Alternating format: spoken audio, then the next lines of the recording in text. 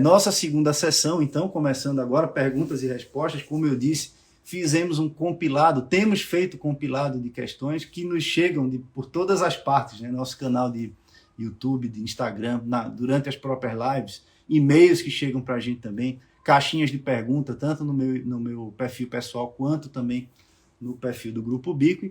A ideia é aproveitar um pouco desse tempo para responder esse passivo de perguntas, né, se é que a gente pode falar desse jeito, essas perguntas que estão acumuladas e também algumas perguntas de quem está acompanhando a transmissão ao vivo aqui.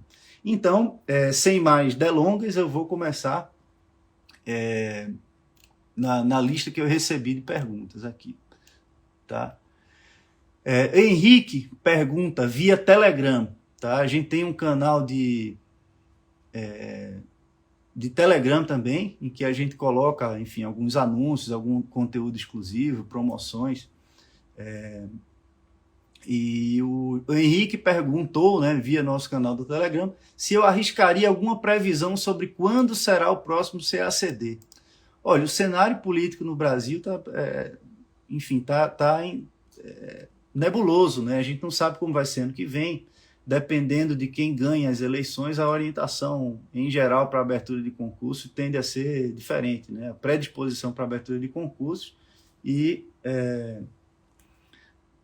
enfim, é difícil arriscar um período. Em geral, o concurso sai ali pelo meio do ano, né? Eu acho improvável que seja muito, muito antes disso, né? Exemplo do que foi esse ano agora. Esse ano teve a questão do defesa eleitoral e tudo isso, e aí o concurso tinha que realmente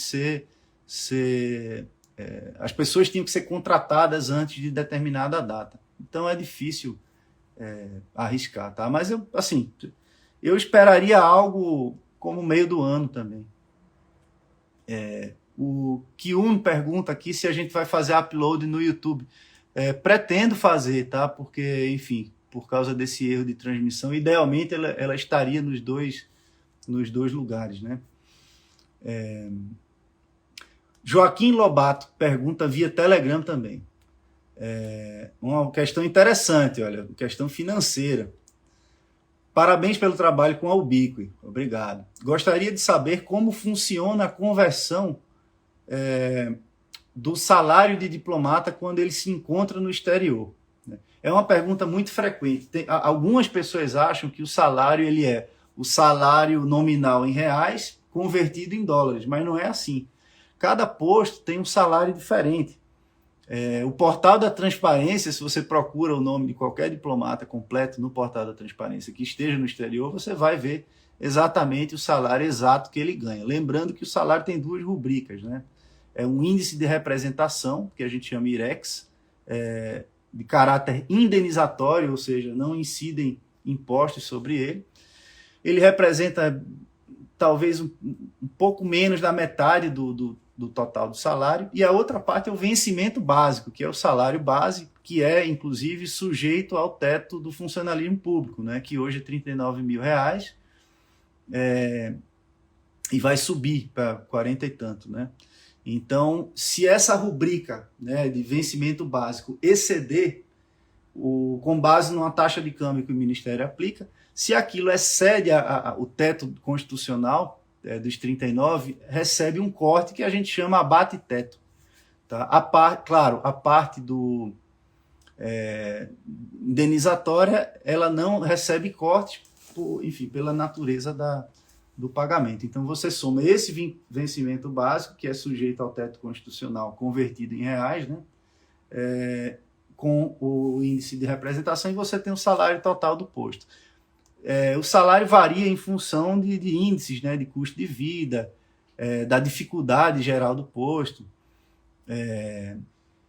e outros fatores. Né? Claro, não faz sentido você ter o mesmo salário que tem num lugar excelente, e ter o mesmo salário num país de vida muito complicada. Né? Ou seja, dessa maneira você não tem um incentivo, né, para servir em lugares mais complicados. Então, em geral, postos D têm um acréscimo salarial que nem sempre, sendo sincero, compensa as dificuldades, né, que você enfrenta lá e o aumento do custo de vida também. Porque, claro, se você está num país extremamente subdesenvolvido, os custos com a educação, por exemplo, dos filhos são altíssimos, né?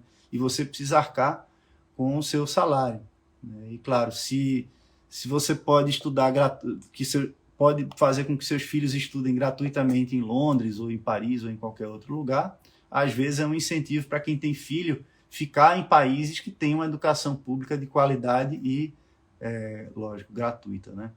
Então, os salários variam muito em função do seu cargo, né?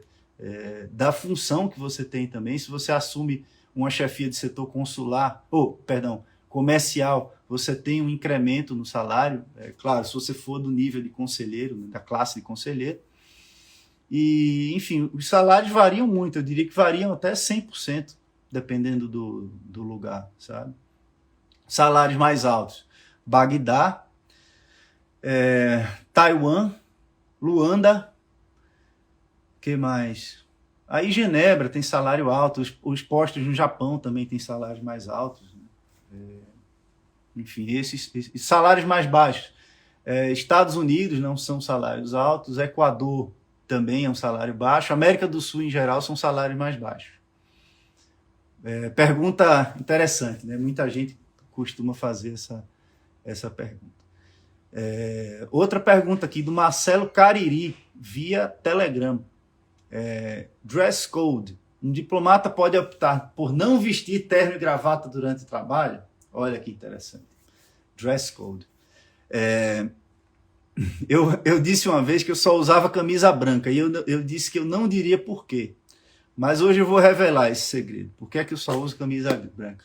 Eu não ter que pensar na cor da camisa que eu vou usar. Então eu acordo, eu tenho camisas brancas iguais, e aí pego a primeira que eu vejo pela frente e visto, para não ter que pensar na cor da camisa, né?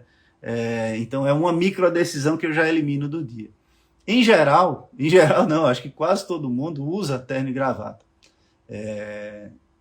E em geral, camisas claras também, né? Fica esquisito um diplomata com camisa escura, embora eu no começo do Rio Branco gostasse muito de usar umas camisas meio esquisitas, assim, cor de telha, camisa escura e tal, mas não combina com terno, né? Eu não tinha noção nenhuma de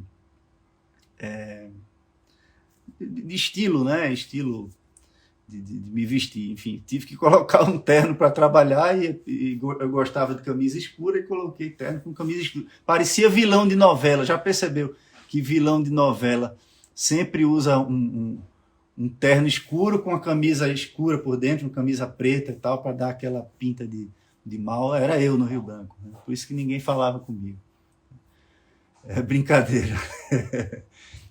Então, dress code. O que é que vai acontecer se você não usar gravata ou usar uma roupa muito esquisita? Não sei eu não diria que o seu chefe mandaria você colocar, não, embora isso pudesse ocorrer, tá? Mas enfim, é esquisito, né? Você vai destoar dos outros colegas. Você vai ver que está todo mundo se vestindo conforme um padrão, né? E aí você vai ser o diferente na história. E aí a decisão de ser o diferente aí no pedaço vai ser sua, né? O que mais aqui, olha? Outra pergunta do Instagram agora, uma pergunta do Instagram. São 3 perguntas agora relacionadas com idade, né? Idade e se está tarde demais para começar nessa carreira diplomática.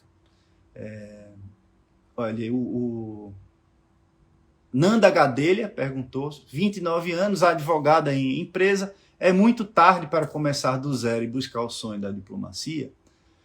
Aí o Wanderson Andretti perguntou via e-mail, olha, iniciar com 32 anos é tarde para aproveitar uma frutuosa carreira diplomática? E Roberta de Souza Borges perguntou também via YouTube, olha aí, uma pergunta de cada lugar. Marcílio Falcão, assisto a todos os vídeos e é sensacional o que você faz por nós, todos nós que estudamos por conta própria para o concurso de diplomata. Obrigado. Em relação à idade, tenho 40 anos e sou advogada. É tarde para tentar a carreira de diplomata?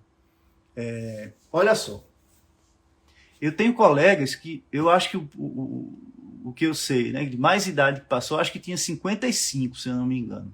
E tem vários, assim, nessa faixa de idade. Né? Colegas de turma, eu acho que eu tenho 3 que já passaram ali depois dos 45, se não me engano. Então, qual o problema disso, né, de você passar acima dos 45? Pode nem ser um problema, falando muito honestamente com vocês. Veja só, normalmente quem passou dos 40, 35, já teve em algum momento alguma experiência profissional. Né?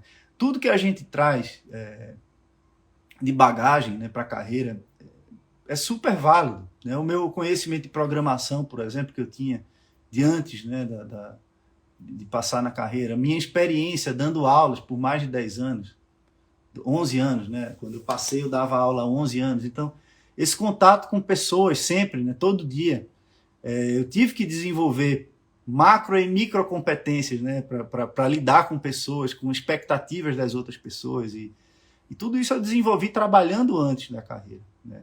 Quem entra na carreira muito jovem, se por um lado você tem a seu favor o tempo, né, para você progredir na carreira, por outro você tem essa inexperiência profissional. Então você enfim, é natural que você seja visto e recebido como um neófito, né, um aprendiz ainda. E uma pessoa com mais experiência, ela traz uma carga, uma bagagem profissional e executiva, né, que vai contribuir para o Ministério, eu imagino que mais do que quem está entrando muito jovem. E usem isso a seu favor. Usem isso a seu favor. É bem possível que os chefes valorizem essa experiência a mais que você tem. Tá? Enfim. Eu tenho colegas também muito jovens, que entraram muito jovens. O Tiago Almeida entrou aos 21, se não me engano. A Vanessa da minha turma também. Pedro Volansky também. Enfim, tem gente que entra aos 21 anos. É o mais jovem que eu já vi, né? Pelo menos nessa última geração de diplomatas. Eu tive um embaixador, um chefe, que eu acho que ele entrou aos 19, na época em que não se precisava ter curso superior para entrar na carreira. Enfim, mas isso já mudou faz tempo. Né? Então, talvez o mais jovem de hoje em dia seja 20 anos, né? Que é logo quando a pessoa se forma. Outra consideração sobre a idade, né, para entrar na carreira. Lógico, quanto menos tempo você tem de carreira, menores são as perspectivas de você chegar no topo da carreira. Né? Só que chegar no topo é uma expectativa que a gente já entra sem contar muito com isso. Por quê? É muito difícil, né? Os tempos são muito dilatados, os tempos de promoção entre as classes, né? Estão cada vez maiores.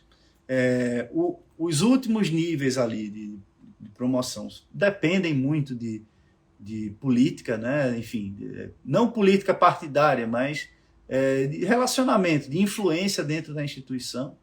Né? E nem todo mundo está disposto a seguir isso, né? A fazer o que tem que ser feito para chegar lá. Isso que eu quis dizer. Isso significa, às vezes, passar muito tempo em Brasília. Né? Ninguém gosta muito de ficar em Brasília, apesar de ser uma cidade maravilhosa, mas as nossas condições de trabalho, sobretudo financeiras, são muito melhores fora do Brasil. Né? Por isso que a maior parte dos servidores do serviço exterior procura sempre ficar no exterior, sempre que podem. Né?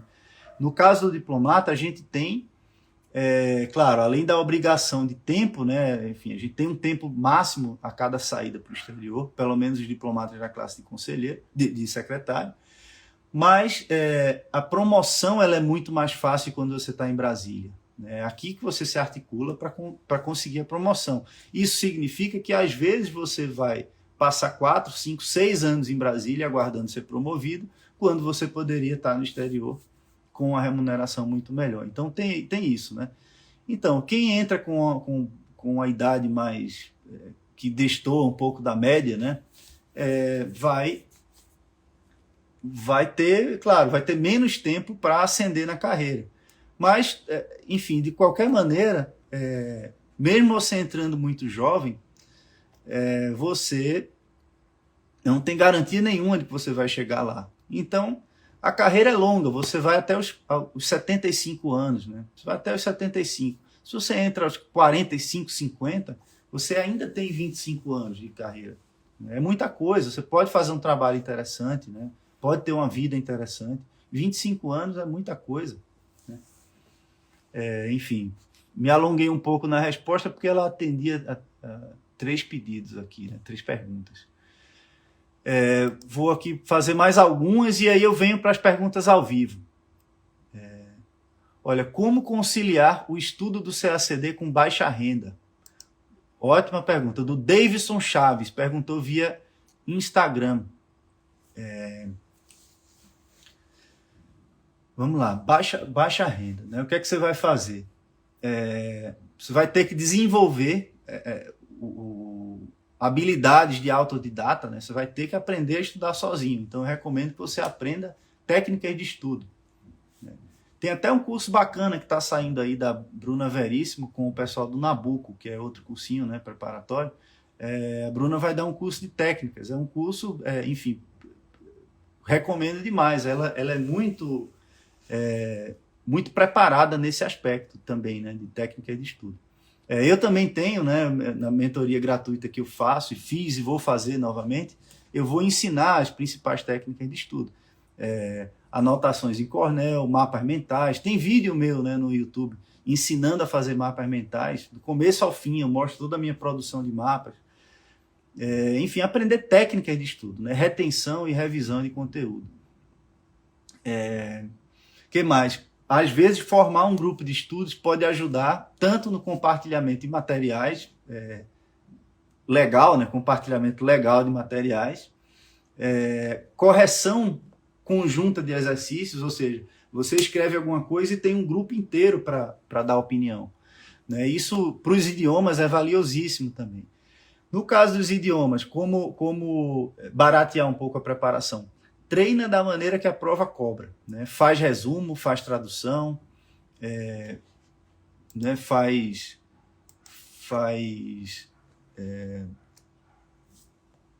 enfim,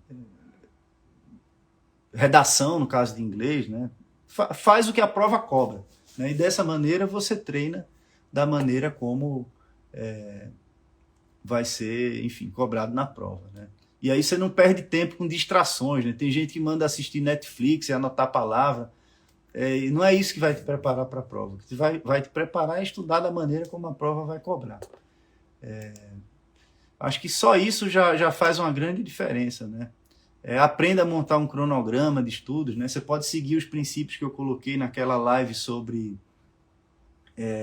planejamento de estudos e periodização, né, da divisão das matérias por ciclos. Tá lá no YouTube do Grupo Bico. É uma live bem completa, bem detalhada. E aí uma última pergunta aqui para vir para as perguntas ao vivo aqui, olha. Em sua crença, difícil manter um relacionamento sério devido à rotina do Itamaraty? Quem pergunta é o JVCACD, via Instagram. Olha só. A decisão mais importante que você vai tomar na sua vida não é a carreira que você vai escolher, não. É a pessoa com quem você se casa. Tá? Então, seja seletivo nessa decisão aí, porque isso vai interferir tudo que você vai fazer na vida, né? Quem você vai ser na profissão, como você vai se desenvolver na profissão. Tá? Então, isso... O relacionamento ele vai ser difícil se você escolher uma pessoa difícil ou se você for uma pessoa difícil também, né? Muito do sucesso de relacionamento, se é que eu posso falar um pouco disso, posso sim, porque eu tenho 15 anos de casado e 15 anos muito felizes, né? Como uma coisa interessante do relacionamento é que muitas vezes a gente só espera que o outro corresponda às nossas expectativas, mas poucas vezes a gente para pensar em como nós seríamos se atendêssemos também o ideal de parceiro da outra pessoa, né? Então, muitas vezes a gente só espera do outro, mas não pensa também naquilo que a gente precisa doar para o negócio dar certo, né? E investir no casamento é o maior investimento que você pode fazer na vida, porque é aquilo que te eleva como pessoa, que dá sentido à vida também, na formação de família. e vai te ajudar a se desenvolver profissionalmente também. Então, se é difícil, eu imagino que deve ser difícil também esse mesmo relacionamento, né, dentro de uma carreira diplomática, também seria difícil fora dela, por falta desse ajuste de expectativas, né? Então é uma pergunta filosófica e caiu no terceiro ponto aí da live, né, que é falar sobre os dilemas da vida. Mas eu continuo dizendo que a pessoa com quem você se casa é a decisão mais importante que você vai tomar na vida. Outra pergunta. Olha, uma pergunta aqui interessante. Fernando Carmano 1 pergunta via Instagram. Alguma previsão de quando será lançado o curso de Direito, né, interno e internacional? Olha, o Paulo Fernando Pinheiro Machado, colega diplomata, árbitro internacional, presidente de comissões jurídicas, enfim, especialista, um dos maiores especialistas do Brasil em Direito Internacional, privado e público, né, assumiu essa cadeira de Direito Internacional e Direito Interno do Grupo Bico, e as aulas já estão em produção, tá? A gente deve liberar nos próximos meses. Dificilmente vai ter um curso melhor do que esse. O Paulo é brilhante, fala 10 idiomas, é um gênio, de fato, e fico feliz que tenha entrado aí para a equipe. É um amigo meu, considero um irmão, e muito feliz que ele esteja no grupo. E é diplomata também, né? Enfim, além de ter uma carreira jurídica brilhante. Então, respondendo essa pergunta. E o Davidson Chaves pergunta, quando vocês vão atualizar o grupo de Instagram? No Insta vemos muito conteúdo, mas no Telegram não há nada grato. Olha, a gente coloca muita coisa no Instagram, sim, principalmente anúncios, né, de eventos e promoções e de vez em quando algum conteúdo exclusivo também. Então, no Telegram não há nada, eu acho que essa informação não procede, né? Vamos lá. Agora eu vou pegar umas perguntas aqui do pessoal que entrou ao vivo. Eu estou descendo aqui.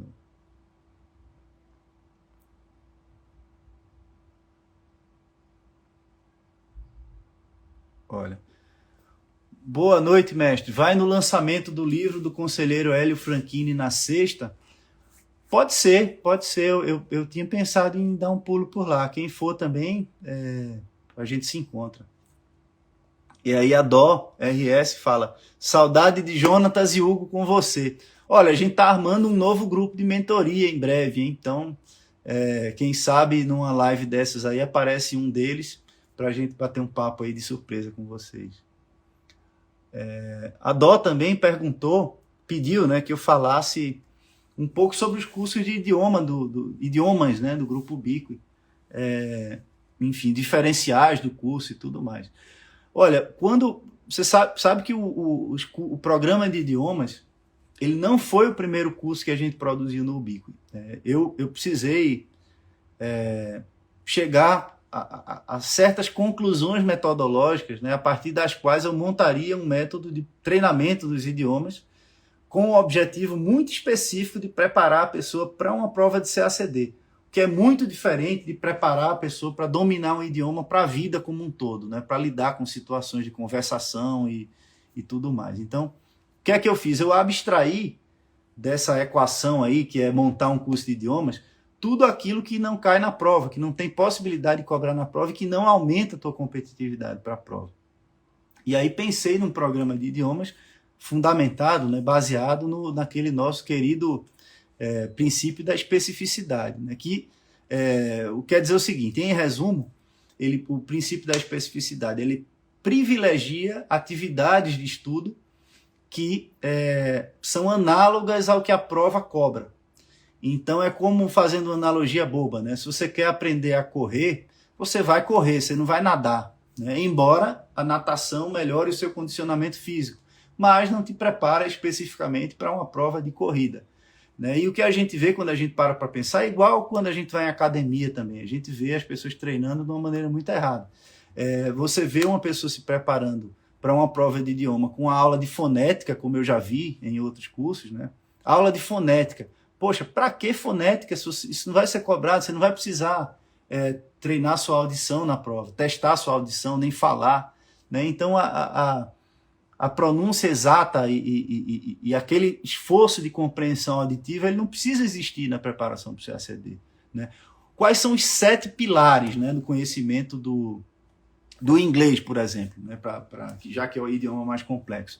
São 7 fundamentos que você precisa dominar, né? Vocabulário, gramática, lógico, a gramática tem que ser perfeita por causa da natureza defensiva da prova de inglês. Técnica de leitura, né, já foram 3.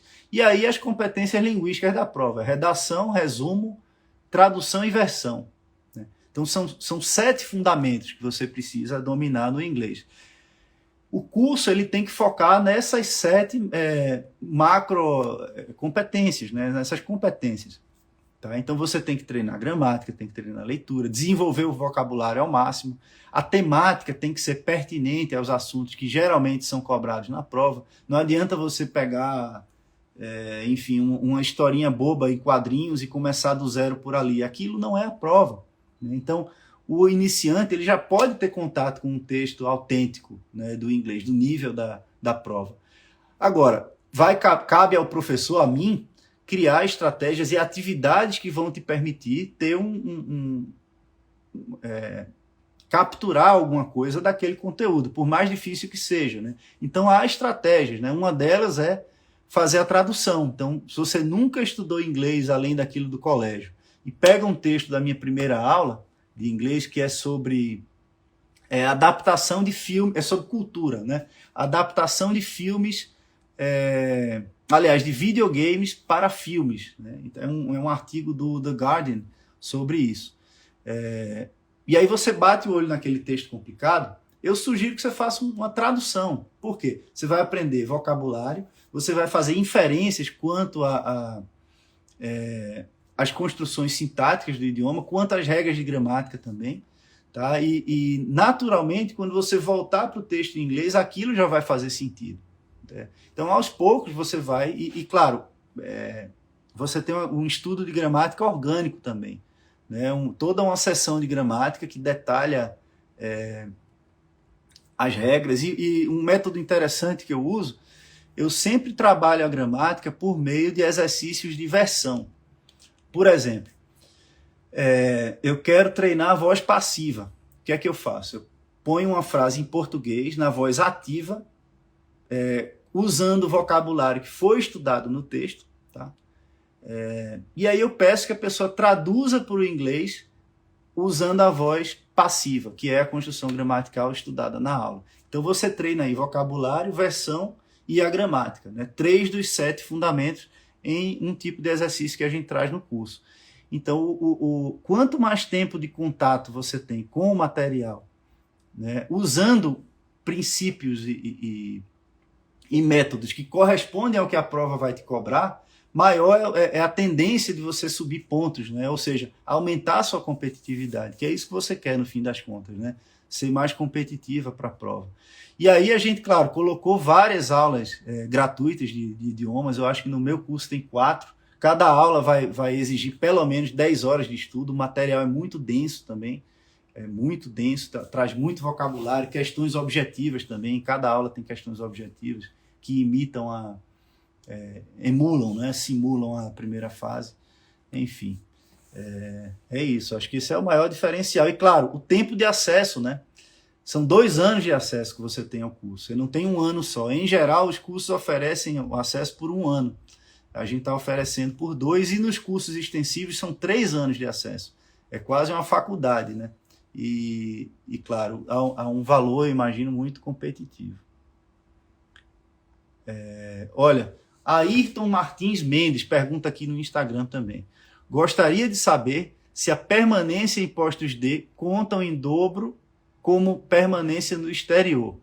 Olha, vou dizer por que é que vale a pena ir para postos D. Quando você vai num posto D, cada ano conta em triplo para fins de tempo de exterior e tempo de classe. Né? Isso são 2 requisitos que você precisa para promoção. Então, se você é primeiro secretário, né, acabou de ser promovido a primeiro secretário, vai para um posto D, e você precisa de 3 anos de exterior e, claro, 3 de classe, você já bate esses requisitos. O que não quer dizer, e quase nunca é o caso, de você ser de fato promovido. Você bate os requisitos para promoção 3 vezes mais rápido, mas você não necessariamente vai ser promovido mais rápido, entendeu? Muito da promoção, o que pesa é a sua presença em Brasília. Isso é o que a gente tem visto, né? Por estatísticas e, enfim, não diria que é nem empírico, a estatística mostra isso. Se você levanta as promoções por mérito, né, que são as que dependem de votação e escolha, elas são, em geral, quase sempre para quem está no Brasil ou está voltando para o Brasil. Mas para efeito de permanência no exterior, não. Aí não conta, não. Ou seja, você pode ficar 10 anos no exterior. Se você está no posto D, esse 1 ano não quer dizer que você vai precisar voltar mais rápido, não. Para isso, não. Eu vou ter uma pergunta aqui. Em vista do 7 de setembro, qual a sua experiência mais marcante no dia 7 de setembro? A gente quase sempre trabalha, né? Quando está no exterior, a gente organiza um evento, né? uma recepção para a comemoração do 7 de setembro. Então, é sempre interessante no exterior, né? É o evento mais importante da embaixada no ano, em geral.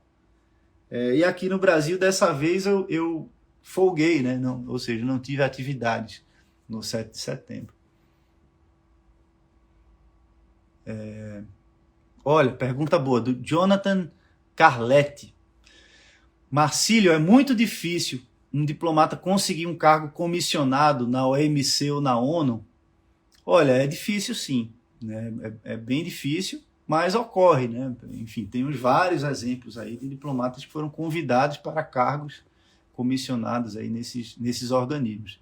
Mas é bem difícil. Tá? Eu tenho um colega que está num cargo na FAO, lá na Food and Agriculture Organization da ONU, lá em Roma, já está há muitos anos lá, acho que mais de 10 anos, num cargo desse, né, assessor, acho que é na imprensa da FAO.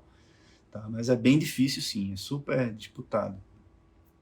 Tive também um grande amigo que foi cedido à presidência da ONU, ele ficou lá na presidência da Assembleia Geral, né, da ONU, e depois foi cedido para o Conselho de Segurança, para trabalhar no Conselho de Segurança, mas dentro da ONU.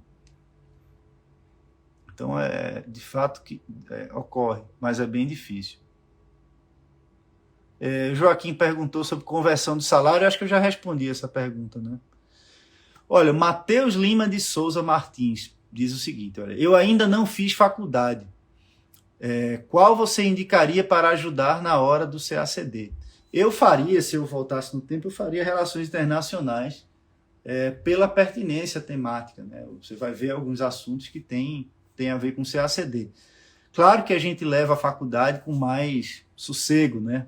Mas se você já sabe desde o começo da faculdade que quer ser diplomata, você aproveita essa experiência e considera que aquela oportunidade que você vai ter de estudar aquelas matérias na faculdade aquelas oportunidades, né, já vão te ajudar na preparação para diplomata. Então você já toma aquilo como um preparatório.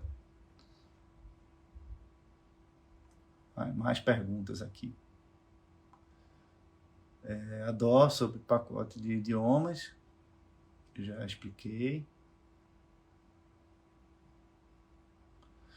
O Gabriel perguntou, Bruno Rezende foi a pessoa mais jovem que ingressou na carreira, não sei qual a idade que ele tinha. Se tinha 21, foi bem próximo dos mais jovens também, dessa geração nova, né? Que, enfim, os mais jovens tinham 21 quando entraram. Olha a pergunta boa. Já pensou sobre defender uma posição que não concorda? Olha, isso qualquer profissional vai ter que fazer, né? Se você é um profissional de vendas e alguém fala, tem que vender aquilo ali mais caro, você vai ter que fazer, né? Você está cumprindo ordens. O diplomata, ele é essencialmente quase que um soldado, né? A gente cumpre ordens, contanto que as ordens não sejam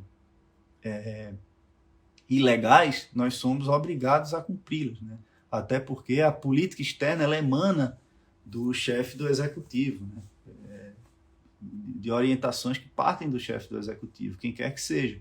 Então, se você gosta ou não, você tem duas opções, né? Você cumpre reclamando ou cumpre sem reclamar, né? A terceira opção, não cumprir, é uma ordem legítima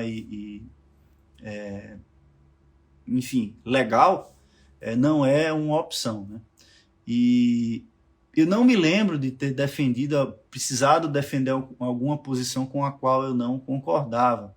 Claro, assuntos pequenos assim, já claro que sim, né? Todo mundo discorda com o chefe de vez em quando, né? Prioridades de projetos e tudo mais, isso é normal que cada pessoa tenha uma visão diferente. Mas que que lá enfim, no fundo, né, fosse contra, eu não me lembro. Deve ter ocorrido, mas eu não me lembro.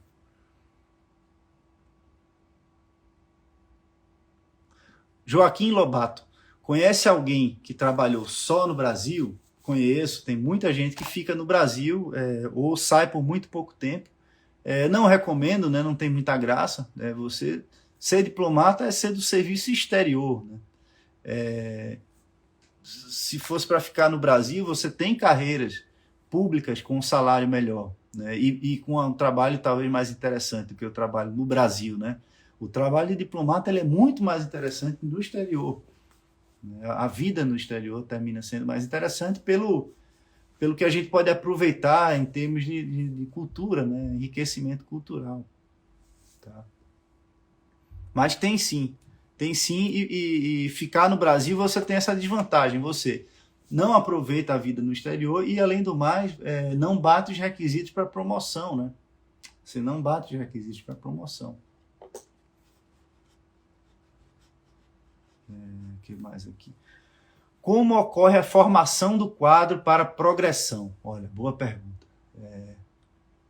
O seguinte, a cada semestre há um processo de votação entre os colegas em que se forma um quadro de diplomatas e a partir esse quadro é composto daqueles que são promovíveis, né? Ou seja, que podem passar para o nível seguinte, por escolha do ministro de Estado. Então, o ministro, todo semestre, ele vai nesse grupo, quadro de acesso, e escolhe, olha, tem 10 vagas para conselheiro, eu vou escolher desses tantos aqui, eu vou escolher esses 10 aqui.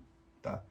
Agora, a formação desse quadro depende de câmaras, né? Temos câmara baixíssima, baixa, alta, e são compostas pelos diferentes níveis hierárquicos. E você tem também uma votação horizontal, ou seja, você vota nos colegas da mesma classe, você vota nos colegas da classe de baixo, e quem tem cargo de chefia faz parte de uma dessas câmaras aí, câmara baixíssima, baixa e alta.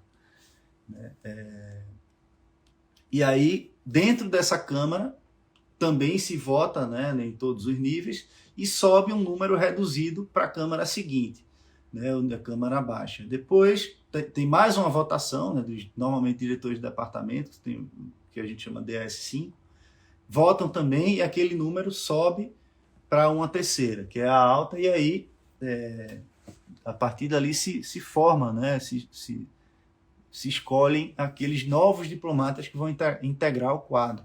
Tá? E aí, depois de entrar no quadro, você aguarda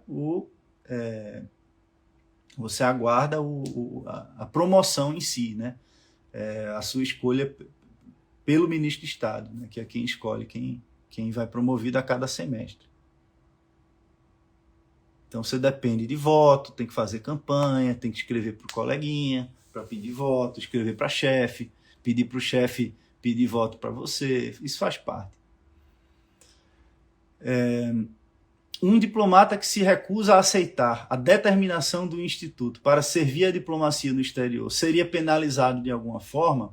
O Xande 2014 aqui pergunta. Abraço, Xande, aí de Recife, né? Nosso querido aluno aí. Olha, tem várias maneiras de se recusar um trabalho, né? Você pode, quando sai o resultado do plano de remoções, você pode recusar aquele destino. Então você vai lá removido para Luanda. Isso aconteceu comigo. Em 2018, 17, eu fui removido para Luanda, eu estava no Paraguai. Minha primeira reação foi, não vou aceitar, vou voltar para Brasília. Né? E é isso que acontece. Se você não aceita o destino de uma remoção, você volta para Brasília. Né? Enfim, isso é sem maiores prejuízos. O Ministério gosta até, porque é reforço aqui. Né? A gente precisa de mais gente em Brasília do que fora. Tanto que as pessoas preferem ficar fora. Então isso ocorre. Então não tem problema nenhum, você vai voltar e não vai ter problema. Tá?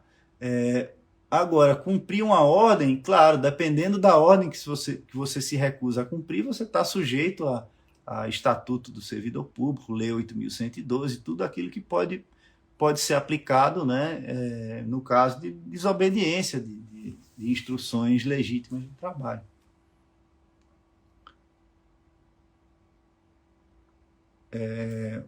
OCTKPC. OCTKPC. Olá, Marcílio, tudo bem? Tudo bem. Você sabe se o diplomata pode solicitar sua permanência no Brasil por um período indeterminado para cuidar de um dos seus genitores? Obrigada desde já. Pode sim. Na verdade, você não precisa pedir para ficar no Brasil, você precisa pedir para sair do Brasil. Entendeu? Então, se você já está aqui e quer ficar indeterminadamente, não tem problema nenhum. Ana Márcia H. Coelho. Boa noite. Estão saindo rumores sobre concurso de oficial de chancelaria para o ano que vem. O senhor acha que vale a pena fazer, mesmo com o objetivo sendo a diplomacia? Olha, acho muito. Tá? Acho muito. Por várias razões. Né? Primeiro, é um concurso mais fácil que o concurso de diplomata. É um concurso que vai te permitir já vir para Brasília, se ambientar, conhecer pessoas, né, da carreira que vão ser importantes no momento em que você for diplomata. Você já começa criando sua rede de contatos. Tem um salário, enfim, que é um salário abaixo da média dos salários federais de nível superior. Mas no exterior, o oficial de chancelaria ganha em dólar. Né? Então, caso você demore muito para entrar para diplomata, você vai poder servir no exterior como oficial de chancelaria, ganhando um salário bem agradável, né, no exterior, principalmente dependendo para onde você vai. Né? Um trabalho que é parecido com o do diplomata, mas tende a ser mais administrativo, né? Mais técnico administrativo, mas enfim, está todo mundo no mesmo ambiente, né? Lá na minha unidade, eu sou coordenador geral de administração consular. Eu tenho, acho que 6 oficiais de chancelaria, 2 diplomatas, e 2 estagiários e 2 recepcionistas. Enfim, a gente convive todo mundo ali, né? Tem trabalho que eu passo para eles, às vezes eles estão ocupados em outra coisa, eu puxo para mim. Muito do trabalho, principalmente trabalho consular no exterior, muitas vezes o diplomata vai também para a linha de frente, né, fazer atendimento, e às vezes o trabalho se confunde um pouco, né, tem uma natureza bem parecida. Outro motivo, você já... Enfim, para quem quer ser diplomata de fato, eu diria até que o concurso para oficial de chancelaria é um excelente plano A também. Não é só plano B. Nem todo mundo tem vocação ou tem interesse, tem perfil para ser chefe. Né? Em geral, dentro do ministério, o diplomata quase sempre é chefe de alguma coisa. Né? Pelo menos, no mínimo, ele é chefe dos oficiais de chancelaria que trabalham com ele naquela unidade. Então, nem todo mundo gosta de ser chefe, nem todo mundo quer ser chefe, nem todo mundo quer ter as responsabilidades de chefe, né? E ser cobrado como chefe de determinadas áreas. Embora o oficial de chancelaria também possa chefiar setores, né? Setor consular no exterior, eles são vice-cônsules, né? Assinam documentos, chefiam setores, setor de administração também pode ser chefiado por oficial de chancelaria. Mas nem todo mundo quer, né? Se você quer ter um trabalho mais administrativo, mais low profile, você pode escolher optar pela carreira de oficial de chancelaria como plano A, não é nem como plano B. É plano A. A remuneração no exterior é muito competitiva para o mercado, né? Você vai, enfim, no exterior é provável que você vai ganhar mais do que um juiz ganha no Brasil. Então, eu faria o concurso certamente. Junde.j1 pergunta: como encontrar o amor da vida? Olha que pergunta linda. Eu acho que primeiro você tem que ser aquela pessoa que merece ser considerada o amor da vida de alguém, né? Você precisa se transformar e corresponder, cultivar valores que você imagina que seriam bem recebidos numa parceira, num parceiro que vai de alguma maneira ser o amor da sua vida, né? Se é que se pode falar nesses termos assim. Eu acho que muito do amor se constrói, né, com objetivos comuns, com respeito, com convivência, com projetos em comum, né? E embora quem me conhece muito intimamente, né, que não são muitas pessoas, sabe que eu sou extremamente romântico, né? Eu acho que o romance ele tem que fazer parte da vida, porque é uma daquelas pequenas alegrias que a gente tem numa existência de muita frustração e sofrimento, né? Então, o romance é uma maneira que a gente tem de ver sentido na vida também, né? Vamos, próxima pergunta. Olha, Arthur Lírio fala mais sobre o dia a dia de trabalho. Olha, é interessante, né? Cada cargo, cada função vai ter um dia a dia diferente. Quem trabalha no cerimonial, por exemplo, muitas vezes vai ter café da manhã para acompanhar, e à tarde almoço, à noite vai no aeroporto buscar autoridades, enfim. Eu tenho um trabalho mais gerencial e / administrativo, né, de controle e coordenação de projetos na área consular, né, que envolvem treinamento de pessoal, ações para, enfim, abertura de novos postos, liberação de equipamento consular para o funcionamento, né, das repartições no exterior, enfim, gestão dos sistemas consulares, né, que são aqueles sistemas em que os serviços são solicitados e processados, né, tudo isso é da área consular, né, ações de treinamento, missões para reforço de lotação em postos consulares, enfim, tem muita coisa. Mas também já fui chefe do setor político em embaixadas, em que o meu trabalho era essencialmente fazer contatos com o corpo diplomático local, né, os anfitriões, e basicamente reportar a situação política daquele país onde eu estava lotado para o Brasil, né. Também trabalhei com cooperação técnica. O trabalho era construção e execução, né, de projetos de cooperação técnica bilaterais e multilaterais, né, lá no Paraguai. Então, a rotina muda muito. Você tem 1000 profissões dentro de uma só, né? E fazer o setor político em Luanda é diferente de fazer o setor político em Paris, é diferente de fazer na Argentina. Ainda tem isso, né? Dependendo do lugar, você também tem um trabalho de natureza muito diferente. Qual conselho você daria para o Marcílio de 15 anos atrás, 2007, né? Compra Bitcoin e vende em 2020. Faz isso. Tu compra em 2007 e vende em 2020. Não, falando sério. Tem pouquíssimas coisas na vida de que eu me arrependo, né? Mas, claro, a gente tem uma vontade... Eu sou fascinado por aqueles filmes que o pessoal volta no tempo, né? De Volta para o Futuro é meu preferido. Assim, se eu ligar a TV e estiver passando agora, eu vou parar tudo que eu estou fazendo e vou assistir.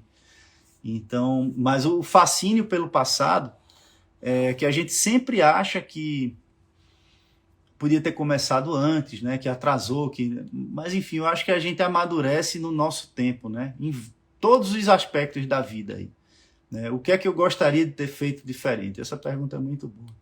Primeiro, eu teria treinado com peso, né? Mais cedo. Eu comecei muito tarde a treinar com musculação e peso. Eu acho importantíssimo isso, por várias razões, né? Você cuidar do seu corpo e da sua saúde, né? Da saúde primeiro, do corpo depois. Mas a maneira como você se veste e se apresenta, e isso tem a ver também com forma física, né? Com aparência também. Você não precisa ser lindo, nem bonito, nem nada, mas uma pessoa bem apresentável, né? Que se apresenta bem. Isso abre portas em todos os contextos, né? Isso facilita a tua vida amorosa, lógico, né? Facilita o que você projeta nas pessoas. Uma pessoa que tem um físico em forma ou que se cuida fisicamente, ela projeta nos outros sucesso em pelo menos um campo da vida, né? Então, se você vai para uma entrevista de emprego, por exemplo, né, e o entrevistado tem uma aparência legal e você percebe que aquilo foi fruto de um esforço que a pessoa empregou, né, disciplina, né, manter a forma exige muita disciplina, exige resistir a tentações, né, e resistir a tentações é um dos fatores determinantes para o sucesso na vida. O que é a disciplina? A disciplina é a resistência à tentação, né, no fim das contas. É você saber que você está de dieta e não vai comer aquele doce na quarta-feira. É você acordar cansado e saber que é dia de treino de perna e você vai fazer agachamento lá até a falha e depois vai para um leg press até a perna queimar e você vai sair cambaleando, né? E mesmo assim você vai, né? É saber que você tem uma prova daqui a 4 anos e você vai pouco a pouco consumindo aquele conteúdo e desenvolvendo as competências linguísticas necessárias para ser competitivo naquela prova, né? É resistir às tentações que aparecem na vida, né? Se você entra num relacionamento, é normal que apareçam situações e oportunidades que vão, de alguma maneira, te tentar. E o fato de você decidir ter como postura resistir à tentação em vários campos da vida é um traço, né, determinante do seu sucesso na vida, com certeza. Tá? E a sua forma física, sua aparência, ela diz muito sobre você. Né? Uma pessoa que treina, ela, no mínimo, ela é disciplinada né, resiliente, né? Porque não é fácil resistir a fazer o que tem que ser feito para ter uma boa forma física. É muito difícil. Se fosse fácil, todo mundo tinha, né? E aí tá aquela história do Pareto, que eu falei até na aula passada, né? Em todos os campos da vida, você tem distribuição de níveis de competência e de grau de qualificação, né? Inteligência é isso. Tem pessoas que estão numa ponta do espectro de inteligência e outras que estão no outro. E a grande maioria está ali no meio, né? A mesma coisa é disciplina. A disciplina talvez seja a característica da personalidade menos genética e mais treinável, embora ela seja, né? As pessoas têm uma predisposição natural a serem mais ou menos disciplinadas, isso é fato. Tem gente que nasce com aquilo ali e isso vai facilitar muito a vida dela. Outras pessoas não tem. Qualquer coisa motivo para você desviar do foco. Né? E agora, a disciplina é um traço, né, de personalidade, de uma característica treinável. Né? Talvez a mais treinável delas. É mais treinável até do que a própria inteligência, né? Muito mais treinável do que a própria inteligência. Né? Inteligência, de certa maneira, a gente adquire conhecimento, mas é muito difícil você, enfim, melhorar sua capacidade cognitiva, claro, sem modificar alimentação, sono e muitas vezes até medicação e tudo isso naturalmente tende a melhorar a tua capacidade cognitiva, mas inteligência indiscutivelmente, né, um traço que algumas pessoas têm mais e outras têm menos. Né? E não adianta, por mais que eu treine e tente melhorar minha inteligência, eu nunca vou chegar no nível de inteligência de determinadas pessoas. Outra pergunta aqui, olha. Gustavo Santos, B.S. Santos. O que é mais difícil, ser embaixador de algum país ou ser embaixador do Brasil nas Nações Unidas? Olha, boa sorte se você for embaixador nas Nações Unidas. Você não vai dormir, né? Porque o pessoal lá é um dos postos em que mais se trabalha. Os colegas chegam em casa depois das 9 da noite, tem reunião às vezes de madrugada. E o chefe, você imagina a pluralidade de assuntos que você vai ter que acompanhar e cuidar. Né? E tem perguntas que não foram respondidas aqui, a gente vai guardar, tá? E tentar responder nas sessões seguintes. Tá? Então, quarta que vem, dia 14, quase antivéspera do meu aniversário, olha, 17 de setembro, anotem aí, meu aniversário. E aí, mas no dia 14 a gente tá junto novamente. Um abraço grande, obrigado pela presença.